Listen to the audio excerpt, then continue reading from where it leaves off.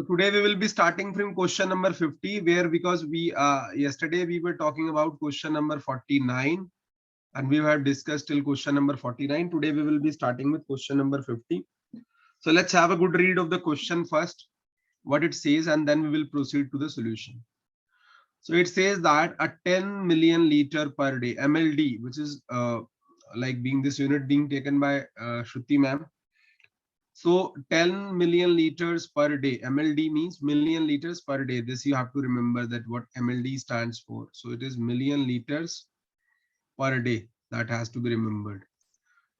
Sewage treatment plant STP is based on the activated sludge process. Means in secondary we are using activated sludge process for the same. First the sewage undergo primary treatment, right? And the resulting treated sewage has BOD 5, which is 140 mg per liter or ppm. So ये आपको यहाँ पे information filter out करनी है guys, that after the primary its BOD comes out to be 140 after the primary, means BOD have gone down to 140 mg per liter. Then what it says this is further passed through a 15 cubic meter capacity aeration tank in ASP. जब आप दोबारा भेज रहे हैं secondary में, मैंने बताया था आपको एरेशन टैंक होता है जहां पे फ्लॉक्स ग्रो करते हैं, ठीक है, बायोफिल्म्स होती है, मैंने पढ़ाया था तो मैंने भी ये बताया था अपने एनवायरमेंट वाले क्लास में, ठीक है। तो वहां पे कैपेसिटी कितनी है 1500, ये ध्यान रखना है, ये काफी काम की चीज है कि जो आप उसमें डाल रहे हैं उसकी कैपेसिटी जो है 1500 मीटर क्यूब है, ठीक है, 1500 मीटर क्यूब है। Then what's happening, then after further that where the mix liquor volatile suspended solids MLVSS concentration is maintained at 300 mg per liter, ठीक है, जहां पे जो आपके mix liquor volatile suspended solid है उनकी concentration इतनी maintain की है.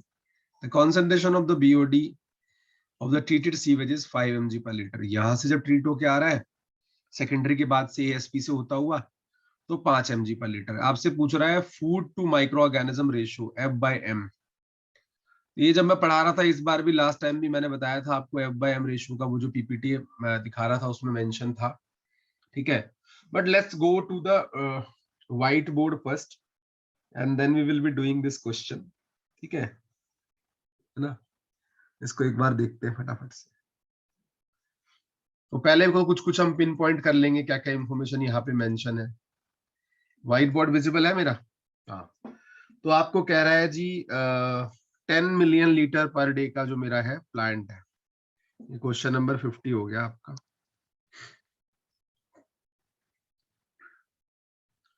तो कह रहा है जी 10 मिलियन लीटर पर डे का मेरा प्लांट है. तो अच्छी बात है, 10 मिलियन लीटर पर डे का प्लांट है तो कोई दिक्कत वाली बात नहीं है इसमें. तो 10 मिलियन लीटर पर डे है, 10 मिलियन लीटर पर डे, जिसको आप शॉर्ट में MLD भी कह देते हैं, है ना.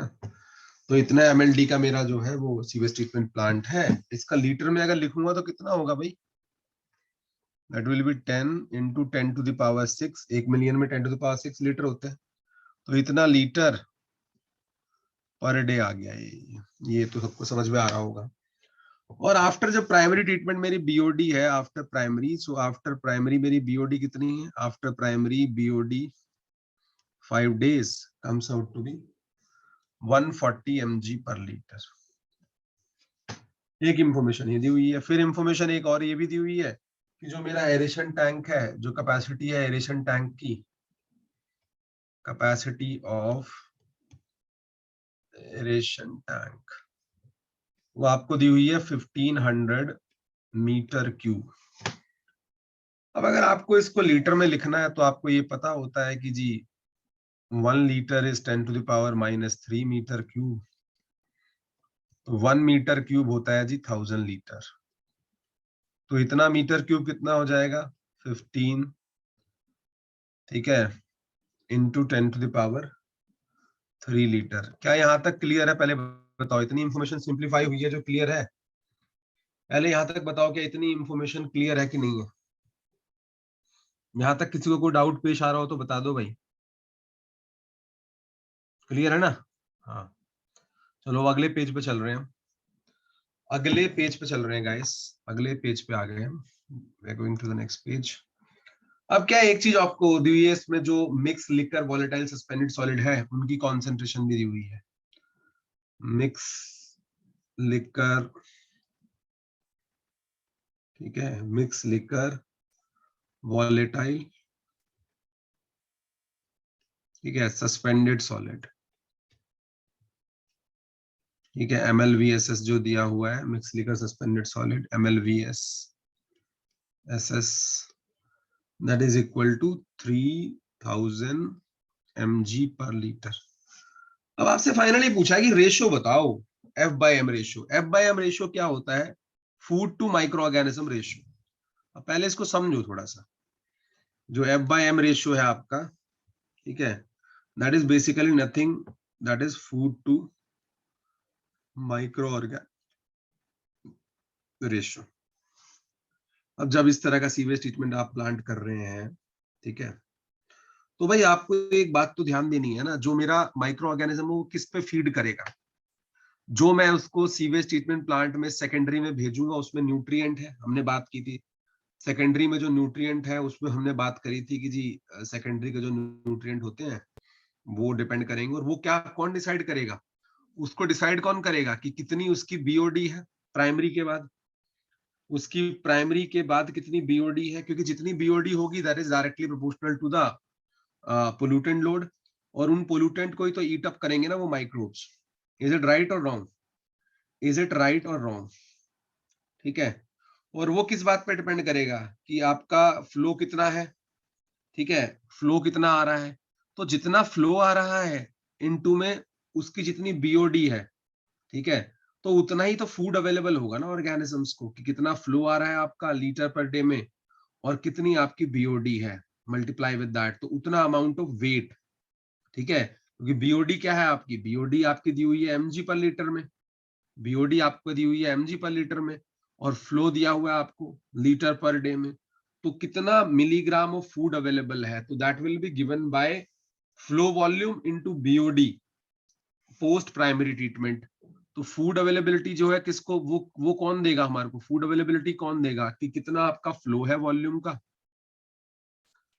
ये इनटू में जो हमारी बीओडी 5 डेज कितनी रह गई है पोस्ट प्राइमरी ट्रीटमेंट, क्योंकि जो न्यूट्रिएंट होंगे उन्हीं को तो ईट अप करेंगे ना माइक्रोब भाई, ठीक है, ये हो गया डिवाइडेड बाय। अब माइक्रो ऑर्गेनिज्म कैसे कैलकुलेट करोगे, मैंने आपको बताया था जो भी एक्टिवेटेड स्लज प्रोसेस होता है उसमें आपकी माइक्रोबियल फिल्म या कंसोर्शियम हम ग्रो करते हैं, जहां पे बहुत सारे एल्गे, सॉरी बहुत सारे यहाँ पे माइक्रोब्स, एल्गी, फंगस, एक तरह की बायोलॉजिकल फिल्म वहां पे ग्रो होती है। तो उन माइक्रो ऑर्गेनिजम्स का नंबर कैसे निकालोगे आप?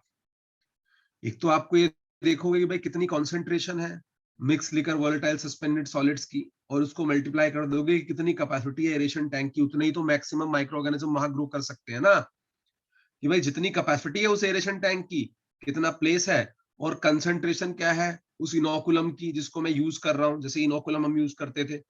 तो सिंपल रख लेंगे हम इसको, क्या रखेंगे डिनोमिनेटर में दो क्वांटिटी होगी, एक तो क्या होगी कैपेसिटी ऑफ एरेशन टैंक, कितना बड़ा वो टैंक ले रहे हैं आप सेकेंडरी में, इनटू जो आपकी MlVSS कंसंट्रेशन है, क्योंकि MlVSS कंसंट्रेशन क्या है, एक तरह की, ये एक तरह का आपका इनोकुलम कॉन्सेंट्रेशन है, वहां पे जो आपके mix liquor volatile suspended solids हैं उनकी कॉन्सेंट्रेशन से इसको मल्टीप्लाई कर देंगे आप। ये क्या क्लियर है सबको कि कैसे फार्मूला डेवलप होगा, कि आपको फूड के बारे में कैसे सोचना है और माइक्रो ऑर्गेनिज्म के बारे में कैसे सोचना है? जल्दी बताइए, क्या ये क्लियर है सबको?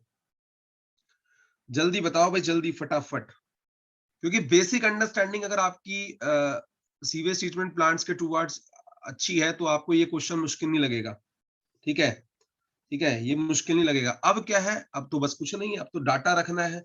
फ्लो वॉल्यूम आपको दिया हुआ था जी, फ्लो वॉल्यूम आपको कितना दिया हुआ था, ध्यान से देखो, फ्लो वॉल्यूम की जो वैल्यू थी आपको जो दी हुई थी, फ्लो वॉल्यूम आपको दिया हुआ था 10 मिलियन लीटर पर डे, या फिर 10 इंटू 10⁻⁶ लीटर पर डे, उसको रख दो 10 into 10⁻⁶ litre per day, into BOD कितनी थी भाई पोस्ट प्राइमरी ट्रीटमेंट, आपने ये डाटा भी दिया हुआ है क्वेश्चन में 140, mg per litre divided by aeration tank की कैपेसिटी कितनी थी गाइस लीटर में 1500 मीटर क्यूब दिया हुआ था, तो लीटर में कितना हो जाएगा 1500 इंटू 10⁻³ लीटर, ये लीटर में आ जाएगी।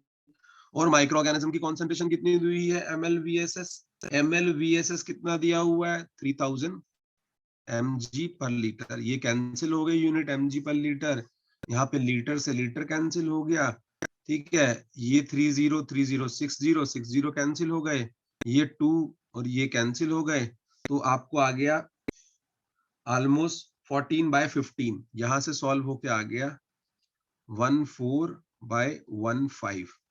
तो भैया इसको जब आप करोगे दैट 14 डिवाइडेड बाय 15, ठीक है, तो आपका आंसर क्या आएगा निकल के, नहीं हाँ इंटू 10⁻³ भी है नीचे, इंटू में नीचे 10⁻³ भी है, ठीक है। 45 आएगा, ये 3 बचा हुआ है ना, तो 15 इंटू 3, तो आपका ये आ जाएगा 14/45। तो इसको आप कर सकते हैं, जब 14 डिवाइड बाय 45 आप करेंगे तो आपका आंसर आ जाएगा जी 0.311। ये आपका food to microorganism ratio निकल के आ गया, या आप कह सकते हैं जो मेरा आंसर आया food to microorganism ratio का, वो आया 0.311। Is it clear to everyone? जल्दी बताओ, बहुत ही सिंपल क्वेश्चन था ये, इसको आराम से एनवायरमेंटल साइंसेज नेट की हेल्प से भी आप सॉल्व कर सकते थे, कोई बड़ी डीलिंग नहीं थी इसमें, बस आपको ये पता होना चाहिए कि फूड में क्या काउंट होगा और माइक्रो ऑर्गेनिज्म की कंसंट्रेशन कौन बताएगा। क्या ये क्लियर है सबको? जल्दी बताओ तो मैं आगे चला जाऊं। इस question number 50 clear to everyone? Anyone having any doubt till here? जल्दी रिस्पॉन्ड करो भाई, 5 क्वेश्चन और बचे हैं, ठीक है। मेरे पास एंटायर यही है इस डिस्कशन का कि आप देखिए आपने कितना कुछ पढ़ा है, कितना कुछ आपके क्लाउड में है और किस लेवल के क्वेश्चन आते हैं। क्वेश्चंस का लेवल बहुत ज्यादा नहीं है, ठीक है, इवन एनटीए नेट से नीचे ही है अगर देखा जाए तो, ठीक है। इसमें 60 मार्क्स लाना कोई बड़ी बात नहीं है, और there are multiple sections where there is no negative marking, तो एक दो सेक्शन को छोड़ के मोस्ट ऑफ द प्लेसेस पे नेगेटिव मार्किंग नहीं है। तो जहां नेगेटिव मार्किंग है वहां आपको कॉन्शियस रहना है कि मैं वही करूं जो मुझे 100% आता है, लेकिन जहां नेगेटिव मार्किंग नहीं है वहां आप अपना पूरा एफर्ट दीजिए, ठीक है, वहां आप अपना पूरा एफर्ट दीजिए, ठीक है। चलो आगे चल रहे हैं क्वेश्चन नंबर 51 पे। क्वेश्चन नंबर 51 पे चल रहे हैं हम लोग, पहले क्वेश्चन देख लेते हैं। अरे ये भी बड़ा आसान क्वेश्चन है भाई, ये लैंडफिल से एक क्वेश्चन आया है और ऐसा एक क्वेश्चन आपको शायद गिलबर्ट में भी दिया हुआ है, बट एनीवेज ये बहुत इजी क्वेश्चन है। क्वेश्चन नंबर 51 को पहले देखिए आप, क्वेश्चन क्या कहता है। कुछ नहीं है इस क्वेश्चन में। क्वेश्चन नंबर 51 में देखो क्वेश्चन क्या कहता है। The municipal solid waste generated in a community of population 1 lakh people is disposed on this many metre square landfill site. मतलब कि आपकी जो म्युनिसिपल सॉलिड वेस्ट है कोई कम्युनिटी जनरेट कर रही है, उस कम्युनिटी में कितने लोग हैं? उस कम्युनिटी में जी 1 लाख लोग हैं। पहली इंफॉर्मेशन तो ये, उस कम्युनिटी में 1 लाख लोग रहते हैं, ठीक है। और जो एरिया पे आप डिस्पोज करते हैं लैंडफिल के, वो इतना एरिया है उस लैंडफिल का 12 into 10⁴ metre square, which can be fill to a total depth of, और इतनी डेप्थ तक आप उसको फिल कर सकते हैं 25 metre including the soil cover, ठीक है। Assume that municipal solid waste generated at a rate of 2.5 kg per person per day। ये बड़ा इंपॉर्टेंट एस्पेक्ट है कि कितना जो म्युनिसिपल सॉलिड वेस्ट है डेली जनरेट हो रहा है, ठीक है, कितना जो है म्युनिसिपल सॉलिड वेस्ट जनरेट हो रहा है। Just a minute guys.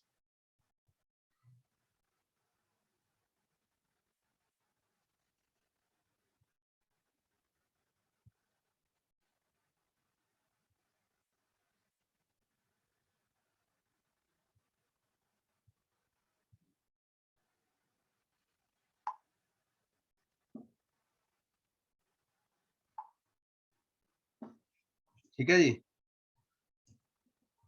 हाँ, तो कितना म्युनिसिपल सॉलिड वेस्ट आपका जनरेट हो रहा है ये इसमें मेंशन है। उसके बाद आगे देखिए, and it is compacted density, मतलब उसकी डेंसिटी कितनी है वेस्ट की 800 kg per meter cube। If the volumetric ratio of municipal solid waste and soil cover is 5:1, the useful life of the landfill site की लैंडफिल जो है कितने सालों तक आपकी यूटिलाइज की जा सकती है, ठीक है, how much time it can be utilise. और इसमें इंपॉर्टेंट बात क्या है कि जो म्युनिसिपल सॉलिड वेस्ट जो है आपका रेशो स्वाइल वो दिया हुआ है 5:1, मतलब अगर 5 पार्ट उस लैंडफिल में म्युनिसिपल सॉलिड वेस्ट है तो 1 पार्ट सॉइल है। क्या क्वेश्चन को समझ पाए हैं सभी? क्या सबको क्वेश्चन समझ में आया है? क्वेश्चन को रीड करने के बाद अंडरस्टैंडिंग बनी है क्वेश्चन के बारे में क्या दिया हुआ इंफॉर्मेशन? ठीक है, अब देखो हम इसको कैसे डील करेंगे। इस क्वेश्चन को कुछ मुश्किल नहीं है, इस क्वेश्चन में आपको सिर्फ स्टेप बाय स्टेप चलना है। ये ऐसा क्वेश्चन एक सैंपल पेपर में भी था, जो सैंपल पेपर में आया था उसमें भी एक क्वेश्चन था, वहां पे थोड़ा सा अलग पूछा हुआ था, useful life of the landfill site पूछा हुआ है। ठीक है, अब देखिए कैसे इसको करेंगे फटाफट से। देखो इसको कैसे करेंगे, कुछ मुश्किल नहीं है इस क्वेश्चन में। क्वेश्चन नंबर 51 है ये अपना। तो वन बाय वन देखो, ये गेट के एग्जाम में क्या करना है ना, जो रफ शीट मिलती है ना, तो डाटा को प्रोसेस करते रहना, जो भी इंफॉर्मेशन दी है उसको लिखते रहो। पेन आपके पास रहेगा या पेंसिल रहेगी, उस रफ पेज पे लिखते रहो कि क्या क्या इंफॉर्मेशन दी है, इंफॉर्मेशन नंबर 1 2 3 4 5, तो आपको ऑटोमेटिकली क्वेश्चन स्ट्राइक करेगा। सिर्फ लेंथ बड़ी है क्वेश्चंस की, क्वेश्चंस में कुछ है नहीं। देखो ध्यान से, तो पहला इंफॉर्मेशन तो क्या दिया हुआ था, amount of municipal solid waste generated. तो अमाउंट कितना हो जाएगा, जो पर पर्सन जनरेट कर रहा है उसको टोटल नंबर ऑफ पर्सन से तो अमाउंट निकालने के लिए क्या करना पड़ेगा, अमाउंट ऑफ, ठीक है, ये क्वेश्चन नंबर आपका है जी 51। तो amount of municipal solid waste generated, इसको कैसे निकाल सकते हैं भाई? देखो सिंपल तरीका इसको निकालने का क्या है, सिंपलेस्ट तरीका इसको निकालने का क्या है कि rate of generation, rate of generation of municipal solid waste into population. ये समझ में आया कि अगर किस रेट से कोई चीज जनरेट हो रही है उसको टोटल पॉपुलेशन से मल्टीप्लाई कर दूंगा तो मेरे पास निकल के आ जाएगा कितना अमाउंट जनरेट हुआ। ये क्लियर है कि नहीं, जल्दी बताओ फटाफट। ये समझ में आया कि अगर मल्टीप्लाई कर दूंगा रेट से उसको तो निकल जाएगा। कैसे निकालेंगे? अब इसमें ध्यान देने वाली बात क्या है, आपका रेट कितना दिया हुआ है, इसमें रेट आपको दिया हुआ है जी 2.5 केजी पर पर्सन पर डे। तो रेट दिया हुआ है 2.5 केजी, ठीक है, पर पर्सन, ठीक है, पर डे। तो इस डे को अगर मैं ईयर में कन्वर्ट करूंगा, ईयर में कन्वर्ट करूंगा तो 365 से ऊपर, क्योंकि डे को डिवाइड करूंगा तो ऊपर पहुंच जाएगा 365, तो इतना पर ईयर आ जाएगा ये, ठीक है। और कितने पर्सन है मेरे पास, 1 इंटू 10⁵, इतने पर्सन है, पर्सन से पर्सन कैंसिल हो गया, ठीक है। तो इतना अमाउंट आपका निकल के आ जाएगा। तो जब आप इसको कैलकुलेट करोगे ये अमाउंट आएगा 29125 9125 1234 केजी पर ईयर, इतना ये अमाउंट निकल के आया है। इतना amount of municipal solid waste मेरा जनरेट होता है पर ईयर। क्या यहां तक का स्टेप क्लियर है? जल्दी बताओ, पहले जल्दी बताओ फटाफट, क्या यहां तक का स्टेप क्लियर है? पक्का? चलो, ये तो सबको समझ में आ गया कि इतना अमाउंट मेरा क्लियर जनरेट होता है। अब मैं चला जाता हूं स्टेप नंबर 2 पे। मैंने अमाउंट तो निकाल लिया, अमाउंट मेरे पास आया 9125 इंटू 10⁴ केजी पर ईयर। यहाँ पे लिख लेते हैं, इतना अमाउंट निकल के आया है। अमाउंट जो है म्युनिसिपल सॉलिड वेस्ट का पर ईयर में कितना आया निकल के भाई, 9125 इंटू 10⁴ केजी पर ईयर। ठीक है, अच्छी बात है, अमाउंट मैंने निकाल लिया। फिर यहाँ पे क्या दिया हुआ है आपको, इसकी कॉम्पैक्टेड डेंसिटी दी हुई है वेस्ट की, ठीक है, कॉम्पैक्टेड डेंसिटी दी हुई है। तो कॉम्पैक्टेड डेंसिटी आपको दी हुई है, कॉम्पैक्टेड डेंसिटी जो है म्युनिसिपल सॉलिड वेस्ट की, कॉम्पैक्टेड डेंसिटी वो दी हुई है जी आपको 800 केजी पर मीटर क्यूब। अब देखो, जब आप लैंडफिल की बात कर रहे हो तो लैंडफिल का एरिया दिया हुआ है और उसकी डेप्थ दी हुई है, तो नो डाउट लैंडफिल के वॉल्यूम के बारे में बात कर रहा है। तो मुझे भी यहाँ पे वॉल्यूम पहले निकालना पड़ेगा। और डेंसिटी क्या होती है भाई, मास बाय वॉल्यूम होती है कि नहीं होती है गाइस? ठीक है, तो वॉल्यूम क्या होगा, मास बाय डेंसिटी। सिंपल सा लॉजिक है। वॉल्यूम कितना होगा इस म्युनिसिपल सॉलिड वेस्ट का? Mass by density. तो मास आपको दिया हुआ है, मास कितना है? ये है मास, मास ये है, डेंसिटी क्या है? ये है। इनको डिवाइड कर दो आपस में, तो 9125 इंटू 10⁵ kg पर ईयर डिवाइडेड बाय 800 kg पर मीटर क्यूब। केजी से केजी कैंसल हो जाएगा। तो आप जब इसको कैलकुलेट करोगे तो यहां से आपको वॉल्यूम मिल जाएगा उस म्युनिसिपल सॉलिड वेस्ट का जो जनरेट हुआ था। तो उसका वॉल्यूम आएगा 114,062.5 मीटर क्यूब पर ईयर। तो ये उस सॉलिड वेस्ट का वॉल्यूम आ गया मेरे पास निकल के, जो एक्चुअली में वहां जनरेट हुआ था। Is it clear? Total municipal solid waste जो जनरेट हुआ था, इज इट क्लियर कि इतना volume of municipal solid waste आएगा निकल के? ये आ गया? यहां तक क्लियर है कि नहीं? जल्दी बताओ फटाफट, अभी हमारे को 4 क्वेश्चन और करने हैं। क्लियर है कि नहीं है? कोई डाउट किसी को यहां तक? किसी को क्या कोई डाउट आ रहा है गाइस? नहीं। अब देखो, जब इतना आपने काम कर लिया तो फिर कुछ बचा ही नहीं है। इतना मेरे पास इसका वॉल्यूम निकल के आ गया। अब हम अगले पेज पे पढ़ जाते हैं।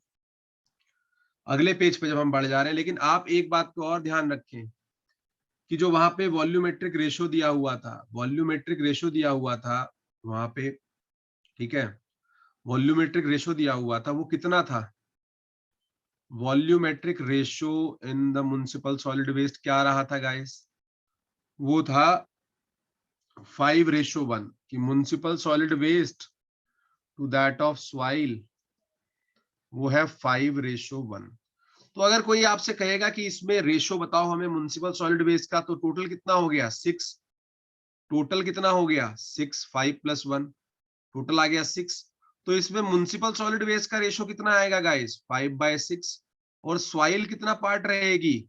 1/6। राइट की रॉन्ग? राइट की रॉन्ग? जल्दी बताओ फटाफट, राइट की रॉन्ग? जो वॉल्यूमेट्रिक रेशो दे रहा हूं municipal solid waste to soil का, वो 5:1 है। तो इसका मीनिंग क्या हुआ कि जी म्युनिसिपल सॉलिड वेस्ट 5/6 पार्ट है और जो सॉइल है वो 1/6 पार्ट है। जल्दी बताओ फटाफट, जल्दी बताओ, ये क्लियर है कि नहीं है?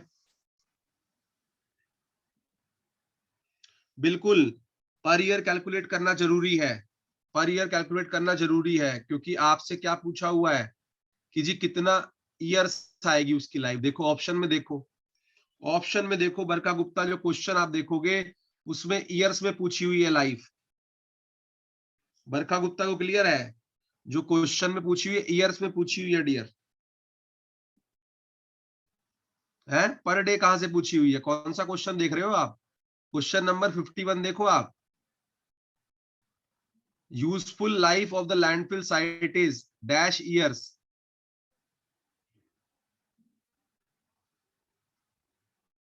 पहले देख तो लो भाई, मैं क्वेश्चन देख के बैठता हूँ। आप स्टूडेंट है, आप क्वेश्चन नहीं देख के बैठ रहे हैं। चलो एनीवेज, हो जाती है ऐसी गलती, ठीक है। अब देखो, ये आपको पता चल गया कि म्युनिसिपल सॉलिड वेस्ट 5/6 पार्ट है। तो बस अब मेरा काम इजी हो गया कि जो टोटल वॉल्यूम आई है उसमें इतना रेशो ही म्युनिसिपल सॉलिड वेस्ट का रहेगा। इतना रेशो ही म्युनिसिपल सॉलिड वेस्ट का रहेगा, ठीक है।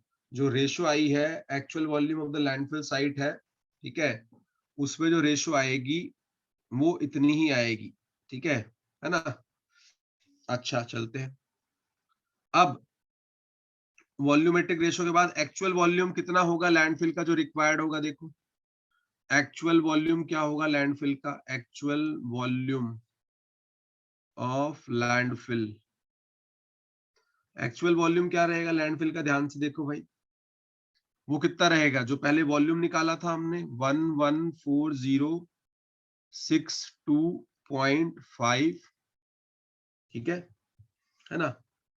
तो एक्चुअल वॉल्यूम कितना आएगा? Divide by, multiply by total, जितना टोटल पार्ट था, डिवाइडेड बाय कितना, इसके कितने पार्ट थे? 5 पार्ट थे। जो वेस्ट था उसके 5 पार्ट थे, तो उसको 5 से आप डिवाइड कर देंगे और मल्टीप्लाई करेंगे टोटल से। 6/5 है ना, ठीक है। जो 6/5 है टोटल, तो 6 पार्ट टोटल था, उसमें से डिवाइड बाय 5 पार्ट, तो 6/5 पार्ट इसका ले लेंगे हम। तो यहां से आप इसको सॉल्व करेंगे तो आपका निकल के आएगा जी 136,875 मीटर क्यूब पर ईयर। इतना वॉल्यूम एक्चुअली में लैंडफिल में है एट प्रेजेंट। क्या ये क्लियर है? जल्दी बताओ, जल्दी बताओ, या क्या क्लियर है सबको यहां तक का स्टेप? जल्दी बताओ भाई, अरे जल्दी बता दो। 6 से मल्टीप्लाई इसलिए किया क्योंकि टोटल 6 है और 5 part municipal solid waste landfill municipal solid waste को बिलोंग करता है। तो इसका जो फ्रैक्शन आएगा वो 6/5 आएगा आउट ऑफ टोटल। ठीक है, क्लियर है? इसका जो फ्रैक्शन आएगा वो 6/5 आएगा, क्योंकि आप इसके इसके रिस्पेक्ट में निकाल रहे हो ना, म्युनिसिपल सॉलिड वेस्ट के रिस्पेक्ट में, तो उसके तो 5 ही पार्ट है। अब देखो, आपको ये बात तो पता है कि वॉल्यूम क्या होती है? Area into depth. वॉल्यूम क्या होती है guys? Area into depth. Area into depth. तो डेप्थ क्या होगा? Volume by area. Volume by area. तो वॉल्यूम तो यहां मेरे सामने है और एरिया आपको क्वेश्चन में दिया था। अगर आप याद करें, जो एरिया था लैंडफिल का वो 12 इंटू 10⁴ मीटर स्क्वायर दिया गया था। तो यहाँ पे मैं एक क्वांटिटी कैलकुलेट कर लूंगा। यहाँ पे मैं एक क्वांटिटी कैलकुलेट कर लूंगा, क्या कि depth of the landfill require for in a year, कि कितनी डेप्थ लैंडफिल की रिक्वायर है एक साल के लिए। तो depth of landfill require for a year, कि अगर मैं एक साल की बात करता हूं तो कितनी डेप्थ लैंडफिल की कवर होगी by the deposition of municipal solid waste. तो उसके लिए मुझे कुछ नहीं करना है, उसमें क्या करूंगा? वॉल्यूम। वॉल्यूम को डिवाइड कर देंगे किससे? एरिया से, तो डेप्थ आ जाएगी। जो अभी मैंने फार्मूला बताया था, volume divide by area. Volume तो ये दिया हुआ है, एरिया आपको क्वेश्चन में दिया है। एरिया कितना दिया है क्वेश्चन में? एरिया दिया हुआ है 12 इंटू 10⁴ मीटर स्क्वायर उस लैंडफिल का। तो यहाँ पे आप कैलकुलेट कर लेंगे, डेप्थ कितनी आ जाएगी? 136,875 metre cube per year divided by 12 into 10⁴ metre square. जब आप कैलकुलेट कर लोगे, इसको सब कुछ कर लोगे, तो आपका ये निकल के आएगी क्वांटिटी, क्या ये आपका निकल के आएगा 1.14 मीटर पर ईयर। बताओ यहां तक क्लियर है कि नहीं है? तो इतनी लैंडफिल की डेप्थ मुझे रिक्वायर्ड है, इतनी लैंडफिल की डेप्थ मुझे रिक्वायर्ड है अगर एक साल तक मुझे वेस्ट डिपॉजिट करना है। क्वेश्चन अभी खत्म नहीं हुआ है, क्वेश्चन अभी खत्म नहीं हुआ है, क्वेश्चन अभी खत्म नहीं हुआ है। क्लियर है यहां तक? एक साल में मुझे इतनी डेप्थ रिक्वायर्ड होती है। ठीक है, एक साल में मुझे 1.14 मीटर डेप्थ रिक्वायर्ड होती है। यहां तक क्लियर है कि नहीं? सबको जल्दी बताओ, फटाफट जल्दी बताओ, यहां तक क्लियर है कि नहीं है? Anyone having any doubt till here? जल्दी बताओ। चलो जी आगे आ जाओ। एक साल तक मुझे इतनी डेप्थ रिक्वायर्ड होती है।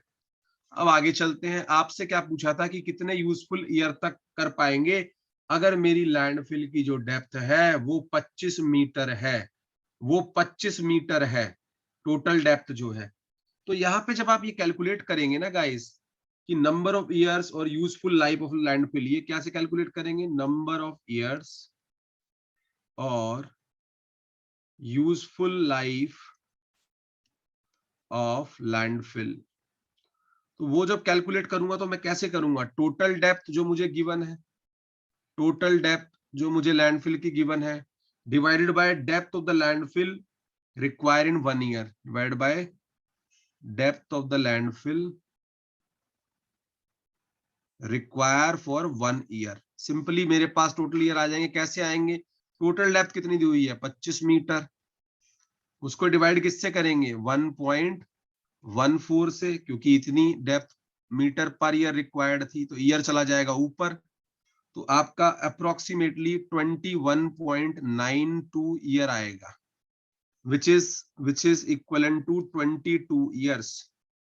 तो ये आपका आंसर हो गया। मतलब यूजफुल जो लाइफ है उस लैंडफिल की वो 22 साल है। मतलब 22 साल तक उस लैंडफिल को यूज कर सकते हैं।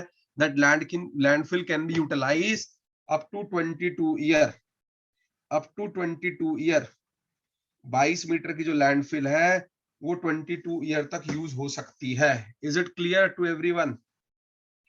क्या ये क्वेश्चन सबको समझ में आया? इंटरेस्टिंग, अच्छा क्वेश्चन है, दोबारा रिपीट हो सकता है, दोबारा रिपीट हो सकता है इस बार आपसे कुछ और चीज पूछ ले, इस बार आपसे सिर्फ डेप्थ पूछे, या इस बार आपसे ये पूछ ले कि भाई हमें ये बताओ कि वॉल्यूम कितना रिक्वायर्ड है। Anything can be asked.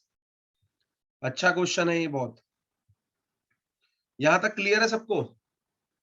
क्या यहां तक सबको क्लियर है? Anyone having any doubt till here? जल्दी बताओ भाई फटाफट।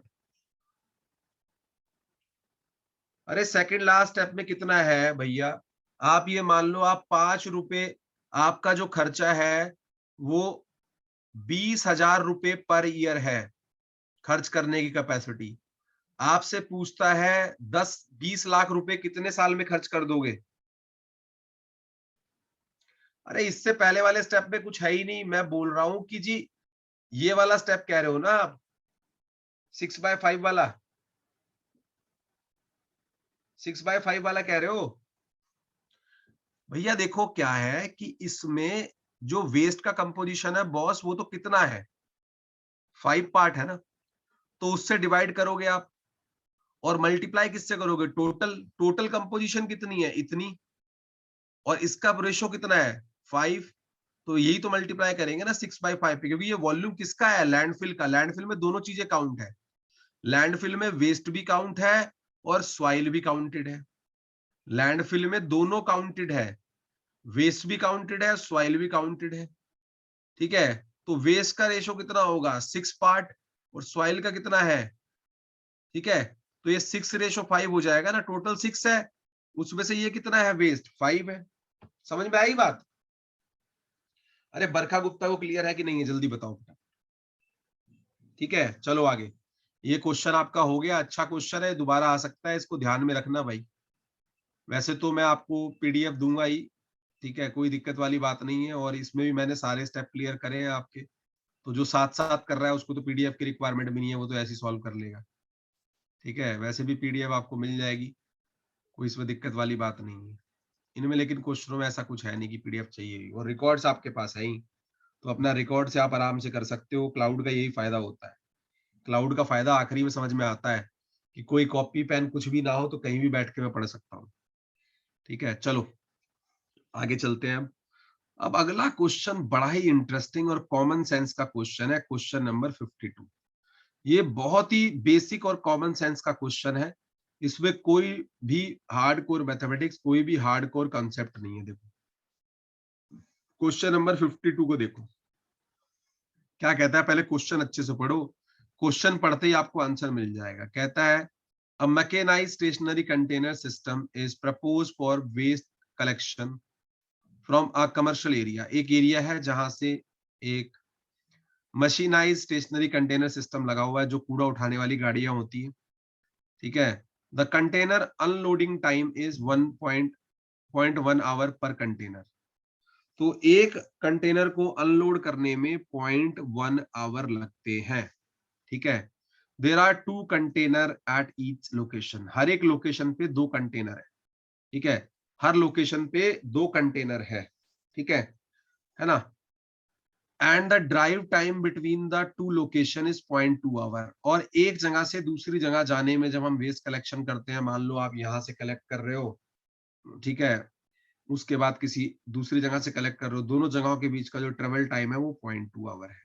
तो दोनों कंटेनर्स को खाली करने में भी 0.2 आवर लगते हैं, क्योंकि एक कंटेनर को 0.1 लगता है तो दो को 0.2 लगेंगे, और एक जगह से दूसरी जगह जाने में भी 0.2 आवर लगते हैं। कहता है the maximum waste pickup time, maximum waste pickup time जो है 2.4 आवर है पर ट्रिप का। ठीक है, एक पूरी ट्रिप का, मतलब वेस्ट ऐसा नहीं कि आपके यहीं से उठ रहा है। एमसीडी की गाड़ी जो है एक एरिया में, मतलब मान लो 5 ब्लॉक है, तो पहले ब्लॉक से उठाया, दूसरे से उठाया, तीसरे से उठाया, चौथे से उठाया, तो सारे ब्लॉक का जो टोटल टाइम है वो 2.4 आवर्स है पर ट्रिप। मतलब उस एरिया की एक ट्रिप में उसको 2.4 आवर्स लगते हैं। आगे देखो, The pickup time starts at the instant the truck arrives at the first pickup location and ends when the last container on the route is emptied. ये बड़ी इंपॉर्टेंट हिंट है कि पिकअप टाइम जो है वो तब से स्टार्ट होता है जब पहली जगह से ट्रक आया और उसने वहां से कूड़ा उठाया और वहां तक जब तक लास्ट कंटेनर रूट पे खाली किया उसने तब तक की काउंटिंग है पिकअप टाइम।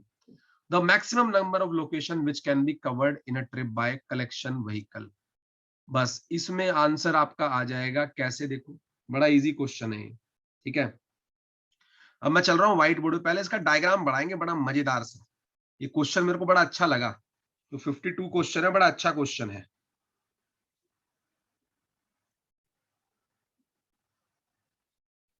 ठीक है, ये बड़ा अच्छा क्वेश्चन है, ध्यान से देखो इसको। मान लो हम डायग्राम बनाते हैं, चलो इसके लिए बड़ा अच्छा सुंदर सा डायग्राम बनाते हैं, क्योंकि अभी ये क्वेश्चन ऐसे हैं तो इनको अच्छे से करके ही जाते हैं। कहता है कि एक मैकेनाइज्ड स्टेशनरी कंटेनर सिस्टम है which is proposed for the waste collection from a commercial area, ठीक है।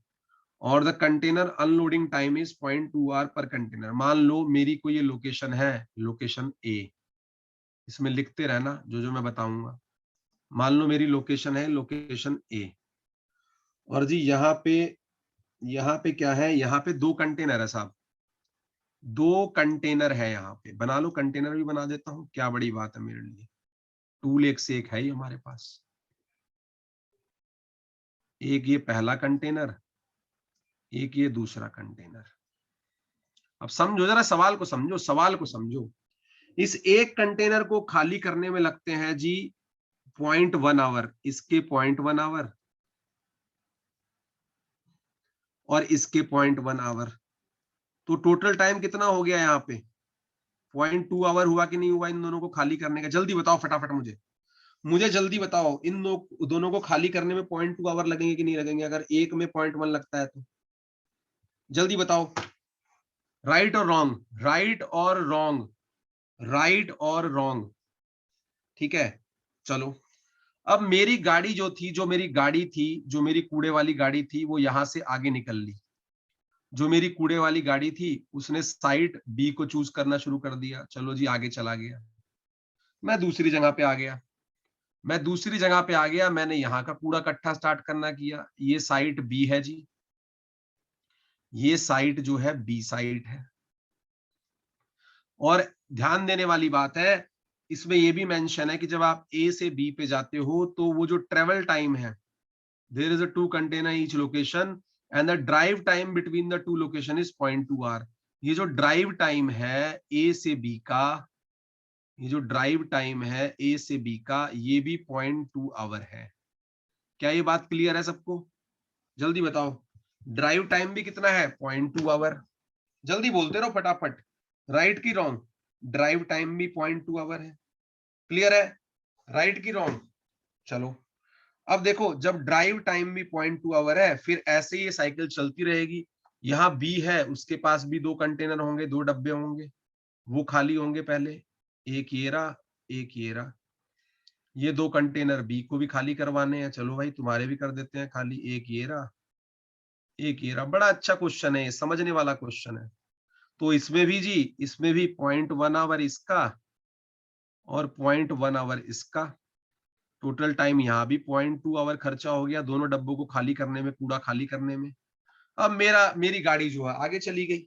गाड़ी का मन किया कि चलो भाई अगली साइड से अब कूड़ा उठाओ। गाड़ी आगे चली गई, गाड़ी आगे गई, गाड़ी आगे चल के सी पे पहुंच गई, गाड़ी आगे चल के सी पे पहुंच गई। सी पे फिर से यही सीन बनेगा, सी पे फिर से ये सीन बनेगा। यहां से जब वो बी से सी पे गया तो ड्राइव टाइम हो गया। ड्राइव टाइम कितना हो गया जी? 0.2 आवर, ठीक है। फिर से यहाँ पे 2 कंटेनर होंगे सी पे, एक ये और एक ये। फिर से इनको खाली करो, इन दोनों का टाइम 0.2 आवर, इन दोनों का टाइम 0.2 आवर। फिर इसका मन किया कि चलो मैं आगे चलता हूँ, अब ये भी हो गया मेरा, तो मैं आगे चला जाता हूँ, ठीक है। आगे चल रहा हूँ, आगे चला गया, ठीक है। तो आगे चला गया, फिर आगे मेरी एक ऐसे ही कंटेनर बनाना पड़ेगा आपको, ठीक है। आगे मैंने फिर से एक ऐसी साइट बना ली, सॉरी जस्ट, आगे फिर से मैंने एक ऐसी साइट बना ली डिट्टो, जिसका नाम मैं रख दिया डी, ठीक है। वहां पे भी यही प्रोसेस होगी, वहां पे भी 2 कंटेनर होंगे, उनको खाली करेगा और फिर आगे चला जाएगा। यहाँ पे 0.2 आवर लगेगा और यहाँ पे 0.2 आवर लगेगा। अब मुझे एक बात बताओ, अगर वो ये जो आपका प्रोसेस हो रहा है पूरा का पूरा, जो प्रोसेस मैं डेमोस्ट्रेट कर रहा हूं, आपसे पूछ रहा है ऐसी ऐसी वो कितनी लोकेशन कवर कर सकता है, तो टोटल टाइम जो मैक्सिमम मुझे दिया है वो तो 2.4 आवर दिया है। जो टोटल टाइम मुझे मैक्सिमम दिया है, टोटल वेस्ट पिकअप टाइम इस कम्युनिटी से, वो 2.4 आवर है, ठीक है ना। लेकिन आपने अगर नोटिस किया हो तो एक साइकिल को पूरा करने में, एक साइकिल को पूरा करने में भाई, एक तो ये हो गया 0.2 आवर तो इसके बॉक्स को खाली करने के, और 0.2 आवर यहां से आगे जाने के। तो देखा जाए तो एक साइकिल जब मेरा कंप्लीट मैं करता हूं, उसमें आपका 0.4 आवर के आसपास लगता है। मतलब ये दोनों टाइम है ना जिनका टोटल होना है मेरा, मतलब एक तो ये टाइम, ठीक है, एक तो ये वाला टाइम और एक ये वाला टाइम, इसको मिला के 0.4 आवर बनते हैं एक साइकिल को कंप्लीट करने के लिए। राइट की रॉन्ग? जब ये प्रोसेस पूरा होता है तब एक साइड से कलेक्शन पूरी होती है और वो दूसरी साइड पे पहुंचती है गाड़ी। जल्दी बताओ, राइट की रॉन्ग? राइट की रॉन्ग? जल्दी बताओ भाई। कायदे से तो एक साइकिल का टाइम इतना ही है। तो बस मेरा क्वेश्चन यहीं पे खत्म हो गया। जब ने आपने इसको समझ लिया कि एक साइकिल में कितना टाइम लगता है, तो मेरा क्वेश्चन यहीं खत्म हो गया। तो बस अब आप सीधा लिख देंगे, क्या लिख देंगे, देखो ध्यान से, total maximum waste pickup time कितना है। क्वेश्चन में दिया है total maximum waste pickup time कितना है, 2.4 आवर। मतलब पूरे एरिया के सारे ब्लॉक से कूड़ा उठाने का टाइम 2.4 आवर है। और आपने यहाँ पे क्या देखा, आपने यहाँ पे क्या देखा, टाइम टेकन फॉर अनलोडिंग या फिर covering one location. Time taken time taken for one location, एक साइकिल के लिए कितना टाइम लग रहा है भाई, 0.4 आवर। राइट की रॉन्ग? जल्दी बताओ, राइट की रॉन्ग? समझ में आया कि नहीं? राइट की रॉन्ग? जल्दी बताओ, जल्दी बताओ। एक लोकेशन का सारा काम खत्म करने में 0.4 आवर लग रहे हैं। तो बस मेरी कहानी खत्म हो गई, मेरी कहानी खत्म हो गई। ये बिल्कुल ऐसे ही है कि आपको एक ड्रेस खरीदने में 0.4 रुपीज खर्च हो रहे हैं और आपके पास 2.4 रुपीज है, तो मैक्सिमम आप कितनी ड्रेस खरीद सकते हैं? दोनों को डिवाइड कर दो, दोनों को डिवाइड कर दो, तो मैक्सिमम कितनी साइट में कवर कर पाऊंगा, 2.4 डिवाइड बाय 0.4, क्योंकि एक का इतना टाइम है, तो मैं 6 साइट कवर कर पाऊंगा। 6 साइट, मैक्सिमम मैं 6 साइट कवर कर पाऊंगा, क्योंकि इसके बाद मेरा टाइम खत्म हो जाएगा जो मुझे मैक्सिमम टाइम दिया गया है। क्या ये क्वेश्चन समझ में आया सबको?